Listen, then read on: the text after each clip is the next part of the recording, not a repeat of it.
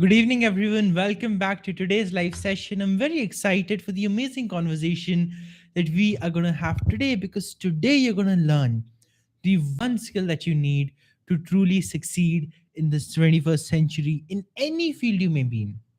Any career, any job, any business doesn't really matter. But the moment you master the skill, you will become the best version of yourself and you will achieve more success than you could have ever dreamed of. And by the title, you already know the skill we're talking about is the skill of communication. Because here's the thing, the person who knows how to communicate today is the person who can succeed in the future.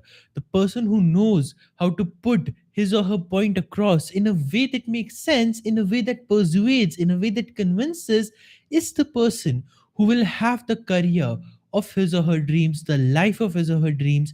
And if you want to be that person, these 15 minutes could be the most valuable 15 minutes you spend because I'm going to introduce you to the five powerful ideas and principles around communication that have completely changed the game for me. And once they did, everything in my life started to flow both personally and professionally into the direction that I wanted the most. But to understand why communication matters, right, let's take a look back into history. If you observe from our early ages, from the times when we were hunter gatherers, we started our lives, we were in the jungles, in the savannas, at that time communication was minimal. Why? Most of the work was being done by our hands. We were living like other animals.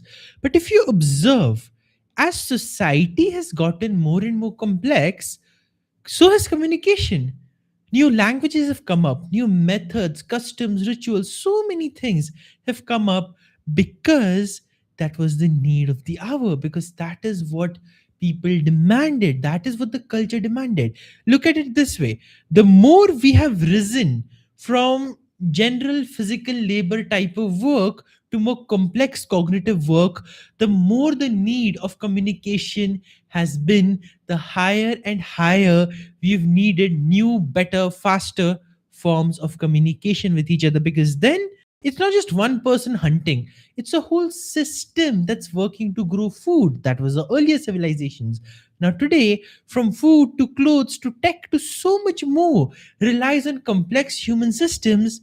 And the key to navigate those systems, the lubricant that keeps the joints and the chains of that system moving without any problem, is communication. And that's why the skill matters the most. Because today, AI can do lots of coding for you. AI can even do some social media work for you. AI can work almost like a human employee. But the one thing AI cannot do, and the one thing all of AI's responses even depend on, is how well you're communicating with it.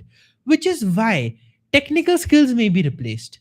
But the skill of communication, the skill of putting your point across, the skill of understanding and being understood, the skill of navigating the complex web that is human relations. Oh, once you master that, there is no stopping you. Technologies can come and go like they always do, but you will continue to grow, you will continue to survive, you will continue to thrive, in fact, not just survive, because you will have mastered the skill of how to communicate better. And so if you're ready to master this, I want to now introduce you to the five amazing tips that have completely changed my life, and I know they'll change your life as well. Number 1, listen more than you speak. I know you've heard this before. I know you've heard some people talk about this in a spiritual way. I know we have this beautiful idea of wanting to be a listener, but very few practice this thing actually. Now, when you're seeing me here for these 15 minutes, you'll be thinking, yeah, right. You come and you keep speaking for 15 minutes and we just listen to you and you're telling us to be a better listener. Well, the context depends. If you were to see one of my coaching calls, you'd see I speak not 100%, not 70%, maybe 40 or 50%. A lot of what coaching is listening intently. A lot of, in fact, I'm letting you know the secret here.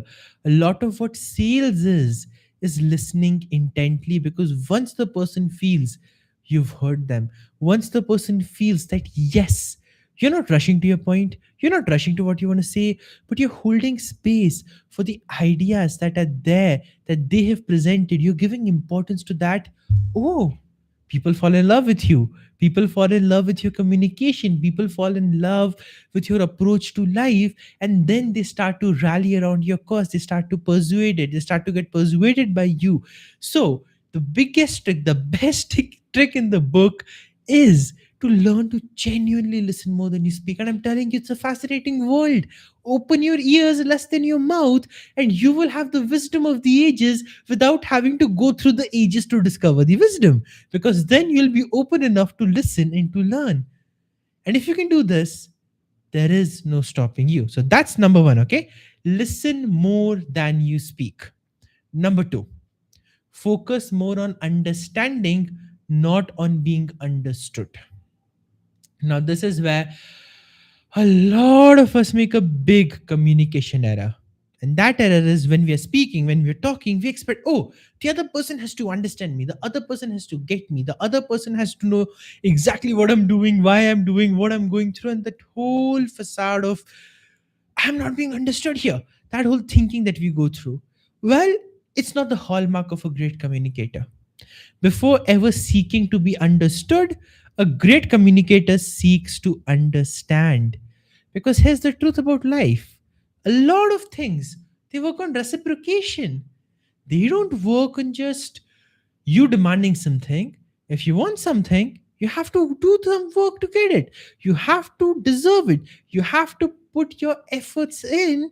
So it is with people understanding you. I mean, think about it. If most of the world is walking around entitled with this idea, I want to be understood, I want to be understood, I want to be understood, listen to me, listen to me, listen to me. But nobody wants to understand, it's an imbalance. Nobody's going to get what they want until and unless there is reciprocity.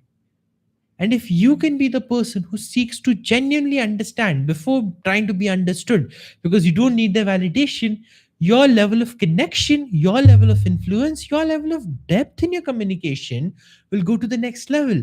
A lot of people assume communication is about this tip or this trick or how to speak at this event or how to speak at that. And while that's helpful, I believe true communication is about principles.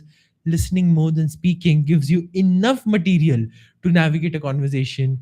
And when you seek to understand rather than to be understood, even a simple nod as, oh yeah, tell me more, that alone can be the simple thing that keeps the conversation going. You don't have to worry about mastering language. You don't have to worry about all these different things that how will I manage this? How will I manage that? No. All you need to do is you need to be able to communicate clearly and seek to understand, not to be understood. People will understand you when you become an understanding person for them. Give before receiving. That's the principle, that's the hallmark of a great communicator, which brings me to number three, always, always, always prioritize clarity over impression. Again, this point does not bear repeating. It's a very simple principle, but you will see how people miss this. You will see how people just try to impress you so much that then there's no point left in the communication. Like you can see, you can get that gist, and that makes you physically uncomfortable, to be honest. And you don't want that. What you want is in your communications, even if it's hard, don't prioritize impression, prioritize being clear. Most of us expect the other person to be mind readers, especially in interpersonal relationships. The biggest barrier, the biggest reason relationships break down is a mismatch of expectations. And when you correct that mismatch of expectations, that's when you prioritize clarity. Now, can sometimes clarity look boring? Of course, it can. Sometimes, can clarity feel like too much communication? Of course, it can. Sometimes, can it feel even unnecessary? Like, why are you repeating this? Why are you talking about this? Am I a child? Still, prioritize being clear over creating an impression. It may make you lose some people. Good, you were meant to lose them anyway. But the people who stay, the people who are with you, when you prioritize clarity, they will prioritize clarity with you. Because as adults, honestly, we don't have time to play games. You don't have time for drama. The only people who create those games and drama in their lives are the ones who don't prioritize clarity, because they know if they did prioritize clarity, they would have nothing else to focus on. So they end up creating unnecessary drama just to distract themselves from their own lives. But don't let yourself be dragged into that mud. Be the person who takes a stand, be the person who is clear. It's going to take some courage, it's going to take a spine, but here's the thing: if you're willing, you'll do it. And if you want to be a master communicator, learning to take a stand, learning to be clear, the best skill you can build. If there's any skill I can tell you out of all these five that I'm going to be talking about, this one, number three, will take you way further than anything else. It may make you polarized to some people, that's inevitable. It may make some people judge you, again, that's inevitable.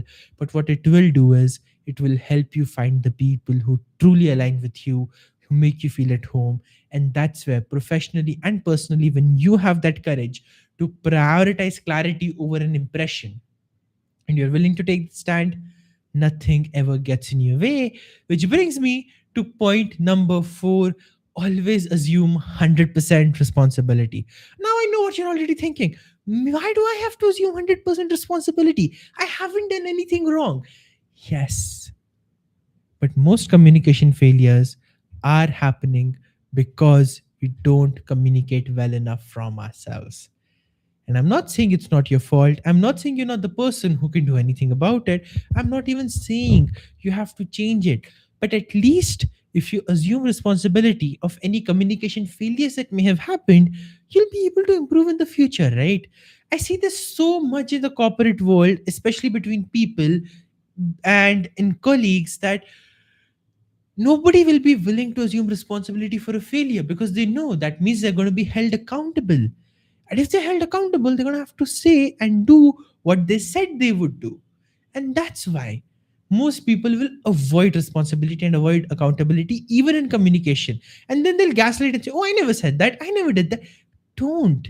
There's no reason to engage in those games. Genuinely. All you need to do is create that standard and assume responsibility. Okay, a communication failure might have happened from my end. I own up to that. Here's what I mean: prioritize repair over conflict. Swallow your ego if you need to, but do it. Because your importance doesn't matter. What is right matters more. And when you assume that 100% responsibility, right, you're able to create that shift, which brings me to the final point, and that is always over communicate. Like, we're living in a time where communication is key. Without communication, you can't do anything. But then most people will again assume, oh, the other person should read my mind. Well, they're not magicians, neither are you. So even though it seems childish, even though it seems like, what's the need? Make sure you over communicate, double check, double confirm. Better safe than sorry. Don't assume the other person knows. Don't assume the other person remembers. Don't assume you're so important that everybody else will forget their life and remember everything you've said to them. No. It's your job to give reminders. It's your job to communicate. It's your job to open up and connect. And for that, you need to have this ability to over communicate. And the way I do this in my relationships or in my life is, I will send reminders and I will send messages. Like, I was just texting my one of my best friends today, and while talking to her, she'd send me a voice note. I was listening to that. And while replying to her, I said, "By the way, as I've already told you before, just know I'm here for you, okay? Whenever you want to talk or is there anything, let me know." I've said that to her quite a lot of times. And I know we have that bond, I know we have that connection. Yet I like to give that reminder just so she knows, yes, we are here. We've been friends for more than 5 years now. She sends me handwritten letters in an age of texting. Like, that's the perfect example of how to over communicate. Put in the effort to communicate. They are my most treasured gifts.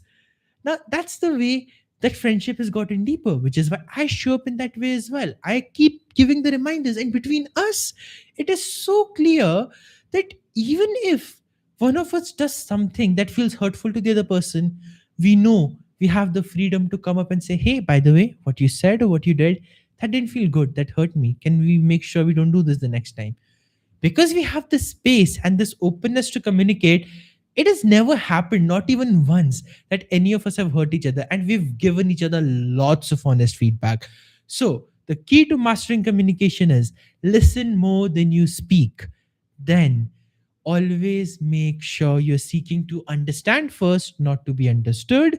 Then prioritize clarity over impression. then always assume responsibility, make sure how you can improve, and then finally always over communicate. It may seem childish, it may seem unnecessary, but trust me on this, when you master these principles, you're going to know how to navigate the complex seas of human behavior like a skilled sailor who can charter through any storm, who can move through any barrier. You will become a skilled persuader. You will become the person who makes it big no matter what, because you made the decision to master the skill of communication today. In this day and age, if you can master these principles, and by the way, this is just the start, this is not even the whole thing yet. I just wanted to give you an overview, but just get started with this, and I'm telling you, you will notice a massive shift in the quality of your life. Thank you so much for being here, and I'll see you once again on my next live, that is at tomorrow at 8:30 p.m. IST. Bye. See you soon.